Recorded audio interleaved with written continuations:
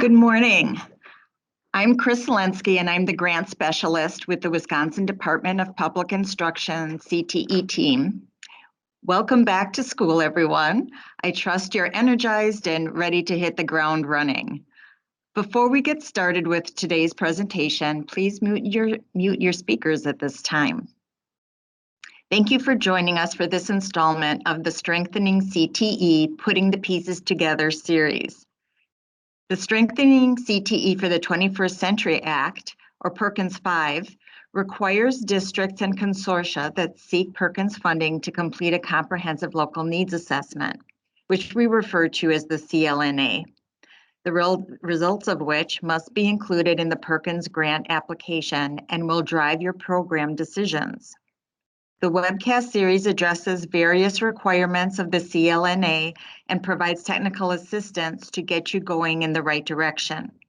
Webcasts in this series are recorded and posted to the DPI Perkins V website.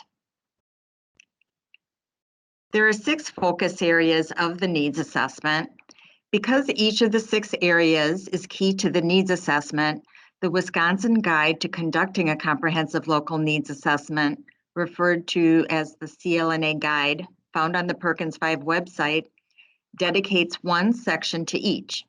You will need to engage stakeholders in setting a future vision to address the results of your CLNA, including deciding which programs and activities to prioritize in your Perkins V grant application.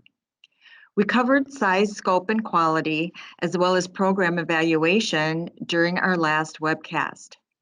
Today, we will focus on assessing the quality of your practices related to faculty and staff recruitment, retention, and professional development.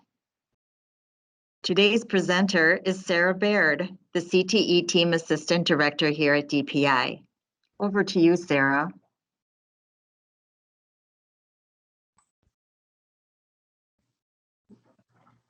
Thanks, Chris.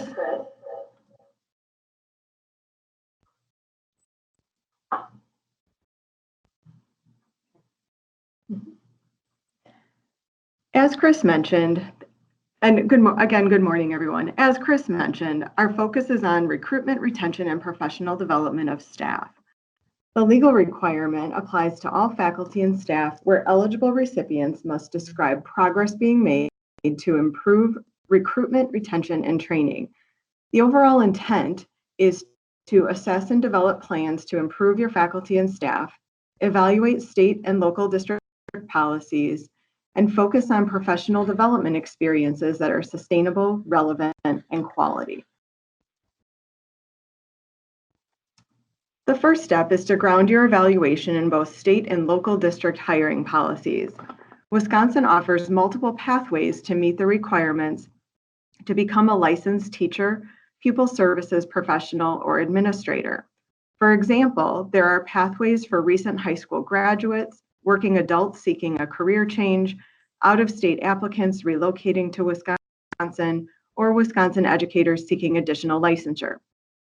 These various pathways lead to different tiers of licensure as the individual follows their educational career path. This infographic shows the licensing tiers that provide clear information to assist potential educators in determining a pathway that will serve their needs. For hiring managers, when looking at local hiring practices, it is important to note that there are a variety of licensure options as depicted in this graphic. Another state framework is the Wisconsin Quality Educator Initiative, or PI 34, that was built on the premise that Wisconsin would have a seamless system of educator development that begins with pre-service preparation and continues throughout an educator's career. This process will ensure a quality workforce to meet the human capital needs of our Wisconsin school districts. To mitigate the forecasted national shortage of educators, Wisconsin has planned strategically for our future through the Wisconsin Talent Development Framework Project, as this graphic illustrates. In short, the first goal is to attract diverse individuals to the teaching profession. The second goal, to prepare them to become quality educators of children. And third, to continue to develop and support them in an effort to retain quality educators. These are a couple of state resources you can reference for recruitment, retention, and professional development. So now that you've explored strategies to hire qualified candidates, it's time to assess your district personnel to evaluate what they bring to the table, their preparation and credentialing, and the ways they demonstrate their commitment to the profession through pursuit of advanced certification or extensive professional development. In short, take a comprehensive view of what you know about educators, administrators, staff, and academic and career counselors. Ask yourself, who receives professional development? For what do they receive professional development? When is professional development offered? What ongoing opportunities are available? And to take this a step further, compare your current staff capacity to your future plans for CTE programming. For instance, if you intend to develop new pathways or expand career development services in the next 4 years, look at your current staff and project where you need to increase skills or hire new people. Look for gaps in expertise within and across programs. Reassess how you recruit educators and staff and prepare them for their responsibilities, particularly new educators coming from an industry background. It is also vital that you evaluate the ways in which you are supporting faculty and staff through wages, benefits, professional development, and recruitment and retention activities. You could develop surveys or conduct focus groups to seek feedback on faculty and staff needs and preferences. Finally, consider your methods for recruiting and retaining educators and staff from populations traditionally underrepresented in the profession. Compare the demographics of your teachers and staff to the makeup of your student body. Consider to what extent students are learning from educators who reflect the demographics of students themselves and their communities. To make this more robust, conduct a root cause and strategies analysis similar to that outlined in the Student Performance and Progress Toward Improving Access and Equity sections of the Wisconsin Guide for Conducting the Comprehensive Local Needs Assessment, or the CLNA, and consult colleagues who worked on teacher shortage and diversity issues for the Elementary and Secondary Education Act, or ESEA.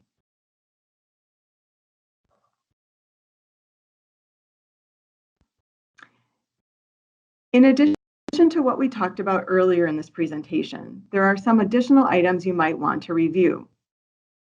The Wisconsin DPI Educator Certification and Licensing and the Quality Educator Initiative Framework focus on local recruitment and retention processes, which include attracting talent, where you'll find resources such as the Rural Schools Collaborative, steps towards licensure, financial assistance, and job opportunities. Preparing teachers, where you'll find approved educator preparation pathways to licensure, educator shortage data, educator preparation program input, pipeline data, and supply data. And finally, recruiting and retaining staff, where you'll find school district input on staffing solutions in particular subjects, talent development project regional meetings, educator staffing data, educator shortage data, WISE staff information, turnover and attrition briefs by school year and job opportunities. All of those can be found on the Wisconsin DPI Teacher Education Professional Development and Licensing web pages.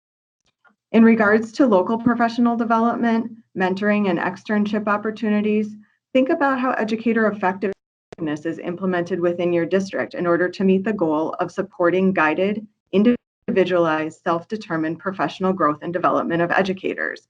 Is educator effectiveness being implemented with fidelity? And finally, look at findings from teacher evaluations. Are there trends you see? Are teachers struggling in an area? What are their preferences for professional development and their own learning? Are staff supported and valued in a way that they persist and thrive in your district? And finally, questions to consider. The CLNA guide offers a variety of questions that can allow you to set goals for recruitment, retention, and training. These are just a few for you to consider and that you've heard me mention throughout this webcast. Does current staff reflect demographic makeup of your student body? That's a huge question. Are current recruitment processes effective? Are substantive professional development opportunities offered, in particular for career and technical education teachers and staff? What do educators report as needs and preferences?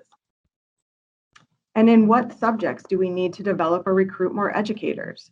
Remember that in this portion of the CLNA guide, your needs and gaps must be identified and your objectives laid out to meet your intended goals.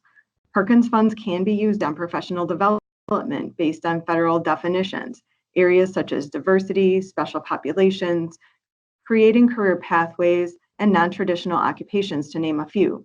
This topic will be discussed in more depth in another session. Thanks so much. Now back to you, Chris. Thank you, Sarah. That concludes the presentation. Before we take questions, I want to make our audience aware that we will be holding 2 all-day technical assistance seminars on the CLNA in September. One in Madison on September 19th, and the other in Wausau on the 26th. Watch for details on the Perkins V webpage.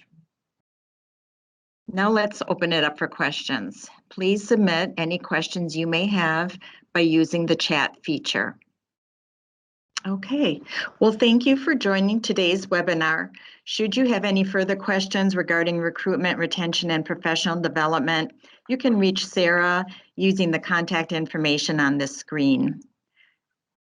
Our next webinar will be on Wednesday, September 25th from 8:15 to 8:45, and we'll focus on progress toward improving access and equity in your programs.